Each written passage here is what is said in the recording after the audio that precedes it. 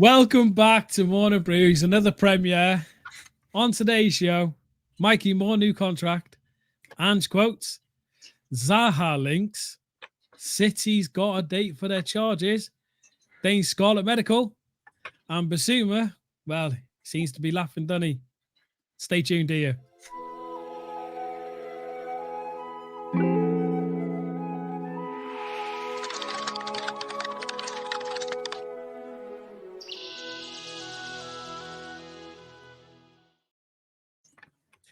Welcome back to Morning Brews, another premiere with myself and Mr. Dagul. Brian, your background, it's not blurry anymore, sir. What is going on? Well, as you know, Brian Ireland, our very own Brian Ireland, sound engineer, and also he's big on visuals and backgrounds, and my visuals was like fingers down a chalkboard to him. He came round after evening brews. I've got the ring light above me to help this face look clearer. I don't know if that's a pro or a con. People in the comments can have their view on that. But the most important thing was the wall that I was staring at whilst doing things is now the wall you're looking at. And now we've got the flag back up as well. So hopefully there's going to be a bit more here. But it feels better. I feel much more. I hope it looks better than a blur. Fantastic. Looks great. There you go. So big up Ireland. Yeah, big up Ireland, big up Ireland. And by the way, anyone, if while you're watching Morning Brews in the comments, which I hope there's lots are, if you want any of this merch, I can't point that way. There you go. Head over to the Tottenham on Tour website and you can purchase it for yourself and have a really beautiful background like Brian. Correct. Anyway, how are we, Brian? You good? You good? You good? We're good, mate. We're good. Evening Brews was another success. Yeah. It's another day towards the season, and let's see what we have in store. A lot of the things that we talk about, or everything we've talked about on Morning Brews, I know nothing about until we start talking about it. So looking forward to this one. Yeah, let's get into it. Right. So first off, I think everyone knows by now, obviously, Mikey Moore has signed a contract, his first professional contract with us. Now it's for 3 years, I believe, because it's for when he turns 18 years old. No, when he turns 21, I believe, where he can sign his full. No, so basically he can't sign an adult one until he's 18. Is it 18? So the longest contract he can sign as a 17-year-old is 3. 3 years. When he hits 18, 5. Right. Okay. Cool. Well, I keep getting things wrong. I mean, yesterday I said Brian Hill on Morning Brews was still in Tottenham, which he's not, and I had a complete brain meltdown. So, people in the comments, and especially Mr. Colin Cross, I seen your comment. I did not miss it. I'm aware. Trust me. Sometimes, anyway. But anyway, Mikey Moore, new contract. It's great news for the club. I mean, he's an incredible talent. We've seen him pre-season. He's ready to play with the big boys already at the age he is, and you know, he's got that natural ability that if we develop correctly, we're talking about a player that's just going to excel. And another player that Spurs, who rarely managed to do this, but like a Harry Kane, I'm not going to say he's going to be like Harry Kane, but like a Harry Kane, we can develop to the point he becomes an exceptional talent and hopefully spends many, many years with this club. And pray at one point he lifts a trophy. Well, let's hope so. First of all, of course, you might make the odd mistake here. We're filming this in the morning, right? Right? Exactly. Yeah. So that's what we're doing. This was filmed just before the show at 9 a.m. I think. So yeah. What can I say? Mikey Moore. First of all, let's go on the links, or not links, but references to like the Harry Kane. Speed of the way he's going to become a Spurs player.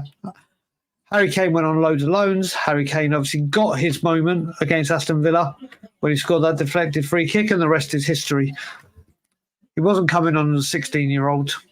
Obviously, youth football and the demands and the expectations of stars now have changed rapidly from when Harry Kane broke through.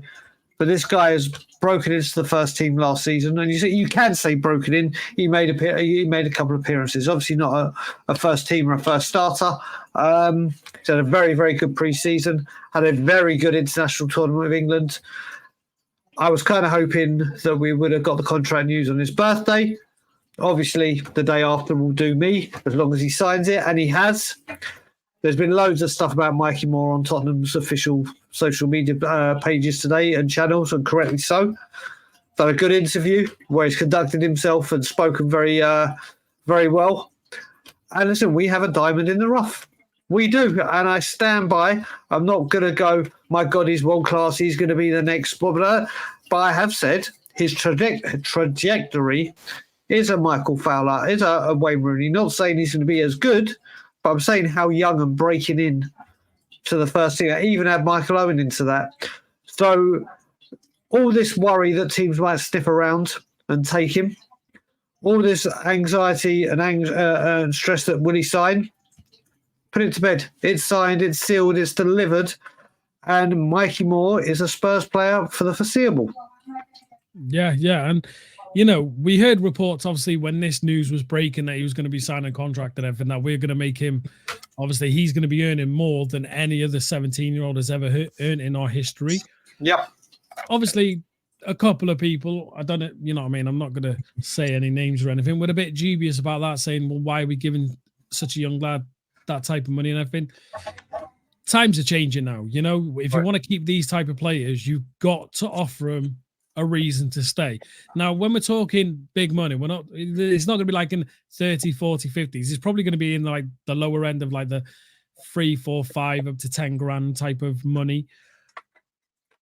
With that, are you hoping that he gets the right influences around the club to actually develop him? Because we all know that no matter how a person's brought up, when you throw a certain amount of money towards them and they're earning money that they can just willy-nilly do whatever they want with. And at his age, if he was earning, say, 5 grand a week, that's more than majority of people who are working 40 hours a week earn. Yep. You know what I mean? It's crazy money. Now, I don't know if it is that figure. This is just a hypothetical that I'm putting out there just to add a bit of context to this.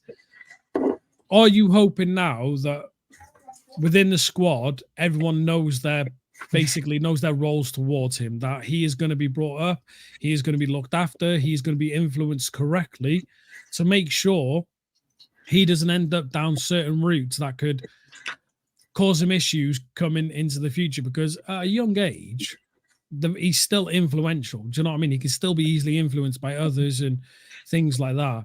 So would that ever be a worry for you at the moment, or? It shouldn't be. Listen, he signed this contract, and first of all, when you hear the most we've offered a 17-year-old, that's the part you got to remember. A 17-year-old. It's not he's become a human son levels of payment. So, like you said, times are changing, and to keep your golden stars, you have to pay them the money, and it's one of the very good things Paratici has done with the youth structure is he's decimated what it was and made it what it is. So we are able to offer stars like this the contracts. You look at like the Mundles and other players that have gone recently because of lack of first team football or wouldn't offer the money. Not saying Mundle is in the same class as Mikey Moore, but fact, we've lost players. Madueke, you can carry on with some names. He will be influenced by the club heavily.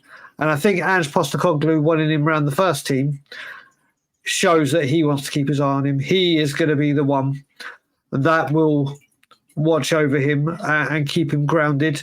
It's, do you know what? It's for me, it's uncharted territories because not a lot of people have a 17-year-old like this coming through in today's world of social media and everything that goes on. So like with Paul Gascoigne, Terry Venables let him off the leash and let him do. You can't do that now. You can't do it. So Ange will be keeping a very, very keen eye on him. And I think he will have certain players that will say, wrap him up in cotton wool and make sure he's kept grounded and is on the right path. So Spurs will do right by him. Yeah. Well, that's what I hope as well. And just one more quickly on this. I know we've got a bit along with Mikey Moore, but I just want to ask this question. With Mikey Moore getting this contract at such a young age, do you think that then makes all the other youth players who were obviously sitting in the wings, waiting about, hoping to get their chance, give them a bit of hope that there is possibilities if they perform to a certain level that they get their chances. Just a quick yes or no. Could they do that? You would like to think so, but obviously Mikey Moore is a talent. Yeah, exactly. But you would think that you look at the youngsters looking at the pros thinking, I want to be like that. Well, now you've got the youngsters looking at Mikey going, he's put the hard work in, and look what he's got for his reward. So yeah, I do. Yeah, great. Let's move on. Obviously, Ange, some quotes from Ange came out today, and obviously I've just recently read them, and so I'll read it out quickly. Ange Postecoglou, we finished fifth, but I don't look at that. I look at where we finished 20 odd points behind the top teams, and this is a big gap. We've got to bridge that gap. Arsenal and Man City are not going to stand still.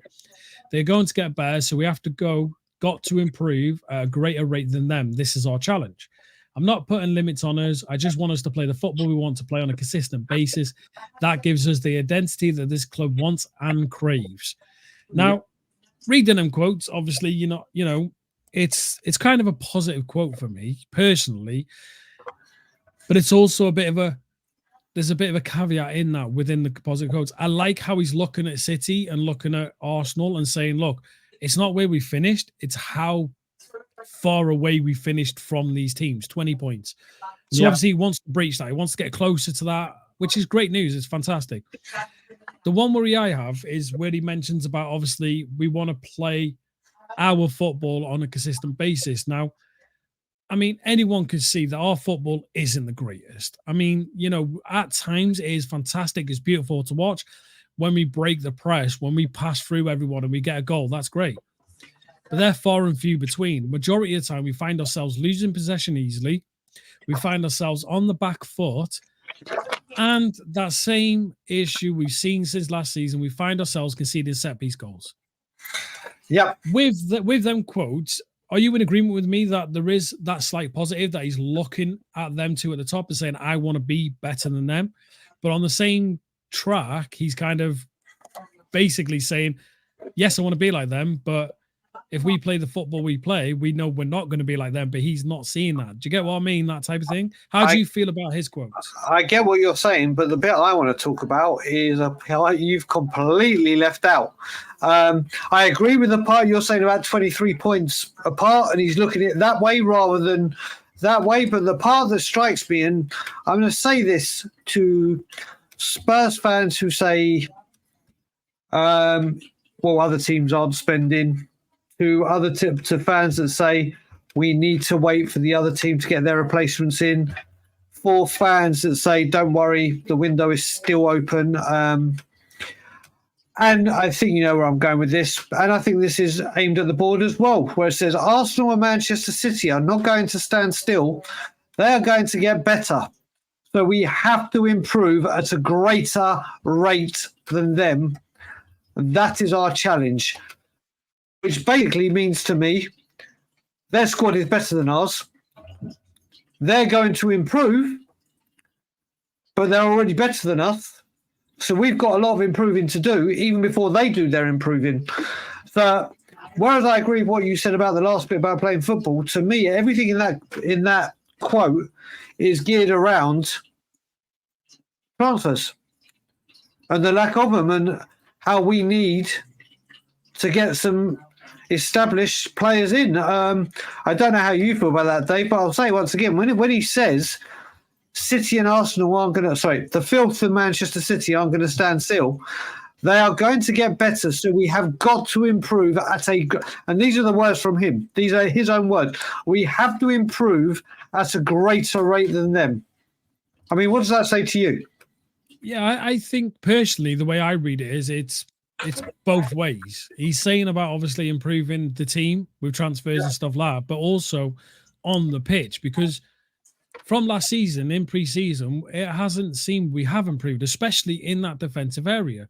We have not improved that area. We're still conceding stupid goals that are easily avoided. We still seem amateuristic in set pieces. But I also agree on what you're saying there totally, that the team still, we are way off them too. Now, whether he means that for this season, whether he means for the next window or the window after that, who knows? You can take out that however you want to read it. But I think it's both. I think he's saying to the board, look, we're way behind them and we need to move fast to get onto the level they are. But also, he's telling the players, look, we're still way away we're still way off their level. Yous need to improve. So I think it's kind of like an all-rounder in that sense, in that comment there. And that's how I read it. You know what I mean? Whoever in the comments, if they want to take it how you want, let us know in the comments. So that's exactly what I was, mate. You and me, sorry. We like this. I was going to say, not just in the chat, in the YouTube comments, that you have been brilliant in leaving your comments after shows, and Dave and I are doing our best to respond to each and every one of you. It may take a while, but we will do. Put in your comment, or put in the comments, what you thought Ange was saying, especially with the bit that I've said about the try to compete with them at a greater rate. It'll be interesting to see what they say, won't it? Oh yeah, definitely. I hope we do get an abundance of comments. Like Brian said, we are loving them. We love the chat in the premieres and Morning Brews. We do read them. Colin Cross. we know you're there. We can see them, and we appreciate everyone. You know what I mean? Even if we're just trying to jump in quickly and you know what I mean, just say hello and stuff like that. Honestly, it makes us feel worthwhile doing these videos, knowing we're not doing it live. And yet you're still interacting, you're still being there. So appreciate every one of you. And on that note, it's the halftime team talk. We're a minute over, but it's the halftime team talk. Basically, Brian created this. It's great. I love doing it, so we're doing it. Please like and subscribe. We do really appreciate it. The channel is growing massively. Our community is fantastic. Everyone in the comments, everyone who's engaging with us is awesome. We appreciate every one of you. So please, please, please, drop a like, drop a subscribe, and get in the comments. Leave your opinions. Whether you don't agree with us, that's fine. Be constructive with it. Don't just come in going, you bloody idiots, or whatever. Be constructive with it. Let us engage. This is what we like to do. Opinions and opinions. We all have one, whether you agree with ours, whether we agree with yours or we don't, it's fine. You're allowed. It's great. In this community, you can have your voice and speak. Anyway, moving on. We've been linked to Wilfried Zaha. Now, obviously, there was a report he was going to go back to Crystal Palace. That broke down quickly. Then I believe, I think it was Villa, it might have been, or something like that. Leicester, sorry, my apologies, Leicester. Obviously, I've been looking at him, and then a random link popped up that we were obviously linked with him. Oh, I'm just going to go off on this one. For me personally, I don't want this person near our club at all. I do dislike the way he plays football. I dislike his attitude on the pitch. When people say Maddison hits the deck a lot, go watch Wilfried Zaha. A gust of wind touches him and he's dying on the floor as if he's just been shot in the ankles. He's an angry player. He's got an attitude about him, and I just don't think he fits us. There's much better wingers out there that we could purchase. That would be a better fit. If we wanted to go for a Crystal Palace player, go get Eberici Eze. Stop going. Don't even look at Zaha. He will not make this team better. And personally, I just don't want him anywhere near us. How do you feel about them links? Yeah, we discussed this a little bit on Evening Brews, but we can talk about it a little bit more detailed, especially people that may not have watched Evening Brews. To me, gotta remember when I first read it, I thought we went to them and I was going mad. But then I read it and it was they came to us. Apparently, Galatasaray offered him to us. To me, Wilfried Zaha is the winger we don't need. We need a winger. Yeah. We need a winger. But he is not the type for the profile. He's another one that likes to cut in and shoot. Is quite selfish, in my opinion. And also, he's 32 and on the decline.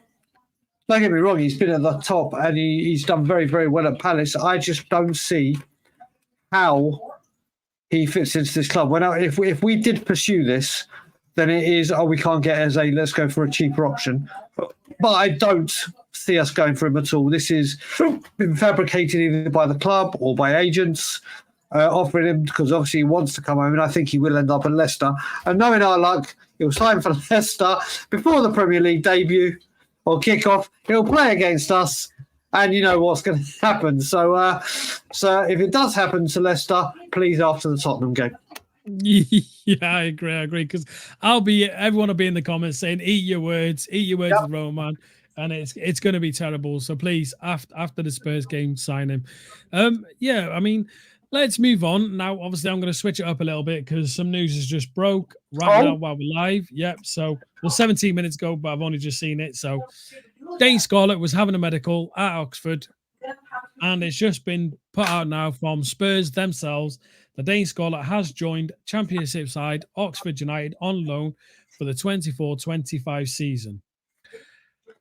I'm not mad at this. I've not been impressed with Dane Scarlett in pre-season. From when he's played, he seems highly frustrated. Even in some of the behind the scenes, when we've seen in the changing rooms, you can see he's very solemn faced. He's sitting there. He's not engaging. He looks like he's a bit annoyed. yep. And I think he knows he's not going to be getting the game time he actually wants. So I think this is a good loan for him. I think Oxford I think he could get a lot of game time there. Again, we've seen with Harry Kane, a lot of loans are not a bad thing, even if failed loans happen. I mean, Harry Kane had many, many failed loans. I'm not going to say he's going to be like Harry Kane, but overall, I think this is a good loan for him. How do you feel about Dane Scarlett going to Oxford? So I've been quite open. I do like him. Over the last couple of years, I've wanted him to get minutes. Hasn't worked out. Got out on loan. And what I had said and what I still stand by, from my personal opinion, is I thought he could have done with a move abroad. A loan move abroad, because when he's been at Ipswich, when he's been at Portsmouth, he's fallen out of favour very quickly, whether that be formation, not on form, whatever it may be. And it just hasn't worked out.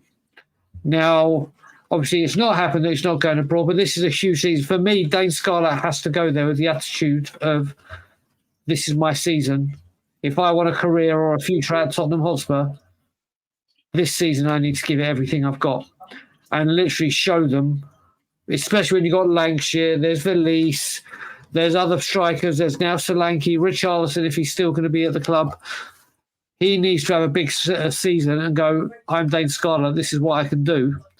And I hope Oxford give him the time to do that. And I hope he takes the opportunity to prove it. And they're in the Championship, were promoted this season, last season, into this league. So it's going to be a big season for them where they're going to need goals. They're going to need goals. And hopefully Dane can do it. Yeah, I agree. Well, I've just pulled up Oxford's last used formation, and it's pretty much what we play at Spurs. Do you know what I mean? It's a 4-2-3-1 system.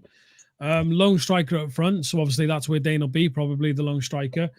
And for me, that's good. I feel like hopefully Oxford give him, like you said, the opportunity he hopefully takes, and we see and follow him, because I do like to follow certain loans throughout the season and see what they're doing. If anyone wants to do that, there is a fantastic account on X called Lily White Rose. They do follow a lot of the youth, and they are fantastic and detailed and everything. So, yeah, if you want to follow the youth or any loans like that, go over to X and follow Lily White Rose. They are fantastic. Anyway, moving on from Dane Scarlett, Manchester City have apparently had their date for their hearing over their 115 charges, and it's set to be in 2025. A lot of news outlets have popped out, and you know what I mean, there's speculation that there is a possibility if a certain amount of them are proven correct and are proven that City did breach PSR rules and all that type of stuff, that they could be possibly relegated out of the Premier League. So what I want to ask you is, do you actually think that if these were true and that obviously these charges did become into fruition and they were real and they did breach PSR and everything, do you think the Prem would have the steel balls to actually relegate Manchester City from the Premier League? So first of all, I think the biggest question before we even do this is will these dates, as we approach it, get pushed back again?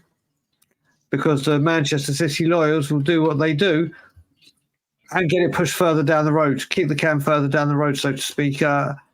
Listen, if they do that, they do that, but it just goes to show that you hire the big lawyers and Man City will have a fair few of them. You pay the lawyers, the top lawyers, they'll do the job. When it comes to whether they'll be relegated or not, they did it for Juventus, and Juventus is a big deal in Italy. They did it for Rangers. That's a massive deal in Scotland. I can't remember. Did Barcelona? No, Barcelona didn't get done, did they? They didn't get certain. Barcelona, but you're talking two big clubs there when you look at Rangers and when you look at Juventus. I would hope they would, to send a real stern message to say we do not tolerate this. You're going down to whatever it may be. Whether they do, the Premier League is a different kettle of fish when it comes to the money, the revenue. The Premier League, if Man City went down, obviously would still bring in the huge talent. But Manchester City have a huge fan base. They bring in a lot of revenue for the Premier League. I would hope that they would.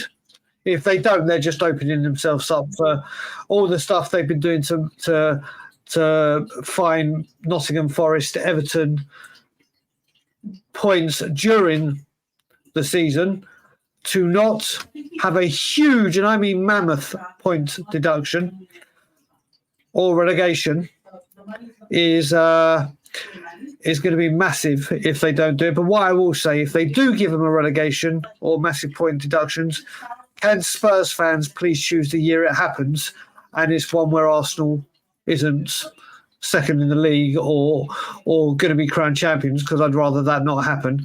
Then we'll have it on a suspended till Arsenal can't win it. Then we'll say off you go. But I would want to see them relegated. If they could do it in other leagues, why not the Premier League, Dave? What about you? Yeah, I totally agree. I mean, there is a report that Everton are going to receive and possibly receive another points deduction at the start of this season due to obviously the breach in PSR rules and stuff like that, which, I mean, Everton fans must feel so disheartened at this. You know, they can't control their owners and what their owners do behind the scenes. And again, it seems like the Premier League coming down hard on Everton, which when you look at it, obviously we understand why this is taking so long with City. City are not a small club. They have a team of lawyers that probably rival every other lawyer within the Premier League.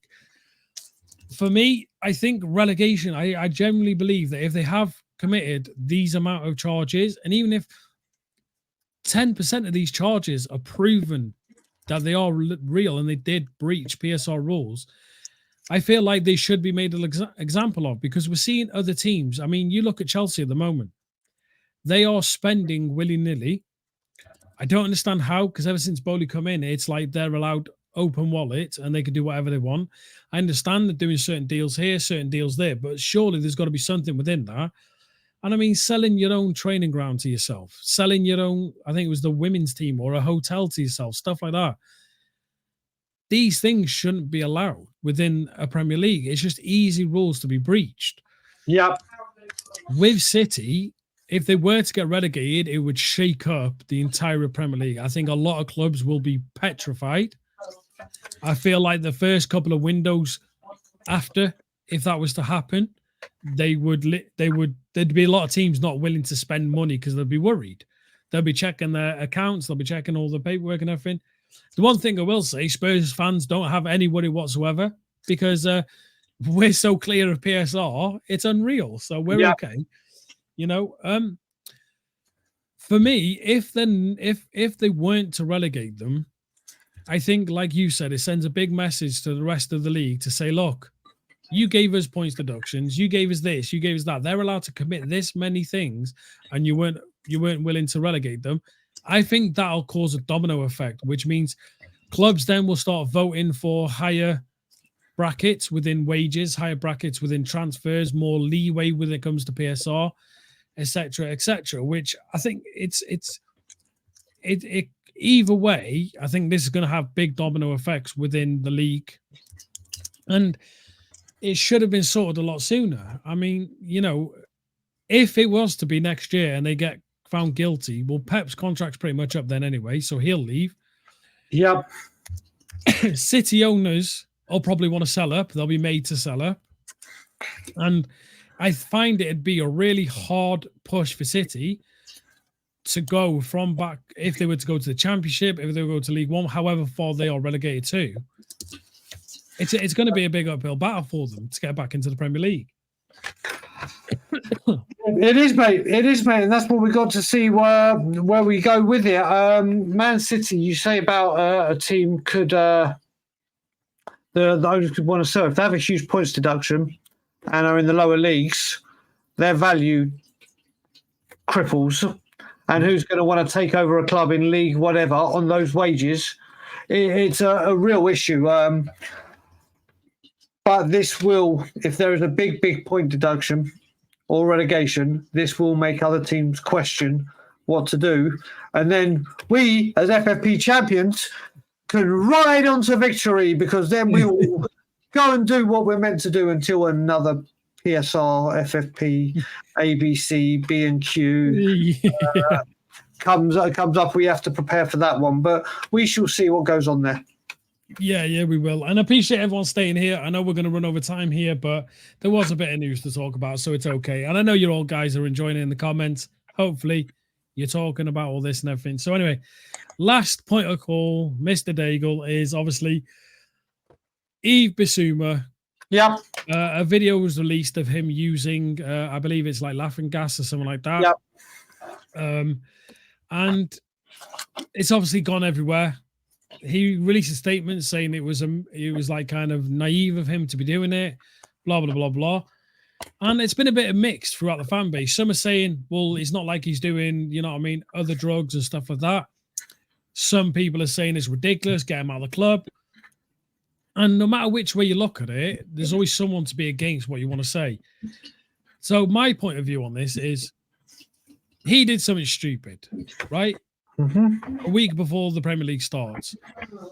He touts himself as being a big influence within Tottenham and the Tottenham dressing room, etc. Yep. I'm not bothered by what he did. He's a grown adult. If he chooses to do that, that's on him. I can't control what he does. No one else can. He makes the decision. If he wants to make a mistake, he makes that mistake. My biggest issue, my question to you is, with him being big influence within the dressing room and all that, and obviously now Tottenham have got a lot of young players. Yep. And we've seen him be around Saw, Adogi, who are very young. Is this, and being released, a worry? Not a worry, but something that the club really needs to look at and Ange needs to look at, as him influencing these younger players in a negative fashion, because they're looking at him doing what he's doing. And you know how easy it is for young players. They see that and they're like, you know, wonder what that's like. It's across the world. This happens outside of football as well, you know, influenced by people. But it's also fans, younger fans who have seen him do this, or then might in themselves go, oh, I want to try that. If Yves Bissouma's doing it, why can't I? And the title of this is Who's Laughing Now, is because what's going to happen to Yves Bissouma now? So I just want your thoughts on the whole thing, how you feel about it, and what you think the club should do or might do towards the situation. So first of all, what I will say is I was discussing this with someone. I can't remember who it was on social media, on Twitter, X, whatever the hell you want to call it. It'll always be Twitter to me. And where I was going, that he has a responsibility as a role model, and this is not the right thing to do, and people are impressionable. Someone came back to me. If you're in the comments, please put in the YouTube comment after it was me you were speaking to, because it's a great point. He said, you know what, Brian, you may look at it that way, but then you have to look at it the other way, where these youngsters coming through have grown up in a world where social media has always been there. It's not been so they're fully aware how much social media dictates the world. They probably started getting social media training from when they started as 8, 9, 10. Like, you don't do this, you do not do that, you can do this, you can do that. So they may be more in tune with what to do and what not to do on social media, and maybe the better influence on the older ones who use it for branding or whatever they may use it for, to look more approachable and give you a part of their lives and be a bit more open. It's hard for me to talk on this one because obviously I'm very open with me and my addiction issues and mental health. And when things with addiction or things that could be addictive, I always look at it from an addict's point, and it's not a good look. It's not a good look to do it. I've said this as well. You don't know what they're doing in their private life. He could be one of 6 or 7 Spurs players. He could be one of hundreds of Premier League players that do that on a Friday night, on a Saturday after a game. We don't know because they don't put it on their social media. The one thing I don't get, if this, I think I'd be slightly different. If he'd done this at the beginning of his holidays, it might have been, oh, yeah, it's the start of your holiday. Yeah, whatever. Still not right. Don't get me wrong. It's still not right. Legal. Now in England, but I keep likening this to a boxer.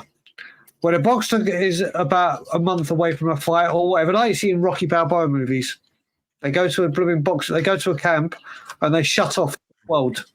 They're like, right, it's game time or it's fight night or fight time, and they just lock off everything, family, friends, blah. It's like, right, I've got this fight coming up. Everything is towards my opponent. Not saying that should be the same footballers, but you think they'd say, right, the Premier League is about to kick off.